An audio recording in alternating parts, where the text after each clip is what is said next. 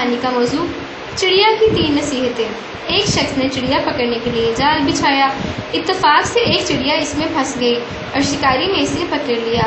چڑیا نے اس سے کہا، اے انسان، تم نے کئی ہرن، بکرے اور مرغ وغیرہ کھائے ہیں، ان چیزوں کے مقابلے میں میری کیا حقیقت؟ ذرا سا گوشت میرے جسم میں ہے، اس سے تمہارا کیا بنے گا؟ تمہارا تو پیٹ بھی نہیں بھرے گا۔ لیکن اگر تم مجھے آزاد کر دو تو میں تمہیں 3 نصیحتیں کروں گی جن پر عمل کرنا تمہارے لیے بہت مفید ہوگا۔ ان میں سے ایک نصیحت تو میں ابھی کروں گی، جبکہ دوسری اس وقت جب تم مجھے چھوڑ دے گے اور میں دیوار پر جا بیٹھوں گی۔ اس کے بعد تیسری اور آخری نصیحت اس وقت کروں گی جب دیوار سے اڑ کر سامنے درخت کی شاخ پر بیٹھ جاؤں گی۔ اس شخص کے دل میں تجسس پیدا ہوا کہ نہ جانے چڑیا کیا فائدہ مند نصیحتیں کرے۔ اس نے چڑیا کی بات مانتے ہوئے اس سے پوچھا، تم مجھے پہلی نصیحت کرو، پھر میں تمہیں چھوڑ دوں گا۔ چنانچہ چڑیا نے کہا، میری پہلی نصیحت یہ ہے کہ جو بات کبھی نہیں ہو سکتی اس کا یقین مت کرنا۔ یہ سن کر اس آدمی نے چڑیا کو چھوڑ دیا اور وہ سامنے دیوار پر جا بیٹھی اور پھر بولی، میری دوسری نصیحت یہ ہے کہ جو بات ہو جائے اس کا غم نہ کرنا۔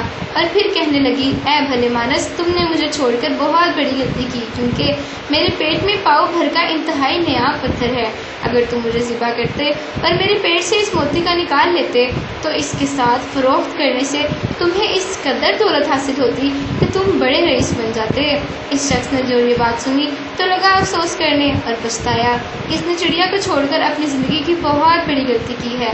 اگر اسے نہ چھوڑتا تو میری زندگی سنور جاتی۔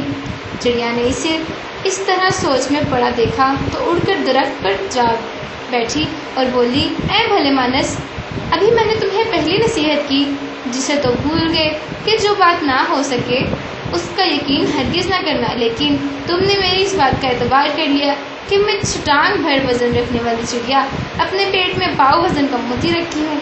کیا یہ ممکن ہے؟ میں نے تمہیں دوسری نصیحت یہ کی تھی کہ جو بات ہو جائے اس کا غم نہ کرنا، مگر تم نے دوسری نصیحت کا بھی کوئی اثر نہ کیا اور غم و افسوس میں مبتلا ہو گئے کہ خواہ مخواہ مجھے جانے دیا۔ تمہیں کوئی بڑی نصیحت کرنا بالکل بیکار ہے۔ تم نے میری پہلی 2 نصیحتوں پر کب عمل کیا جو میں دوسری تمہیں کروں؟ تم نصیحت کے قابل ہی نہیں۔ یہ کہتے ہوئے چڑیا پھر سے اڑی اور ہوا میں پرواز کر گئی۔ وہ شخص وہیں کھڑا چڑیا کی باتوں پر غور و فکر کرتے ہوئے سوچوں میں کھو گیا۔ وہ لوگ خوش نصیب ہوتے ہیں جنہیں کوئی نصیحت کرنے والا ہو۔ ہم اکثر اپنے مخلص ساتھیوں اور بزرگوں کی نصیحتوں پر کان نہیں دھرتے اور اس میں نقصان ہمارا ہی ہوتا ہے۔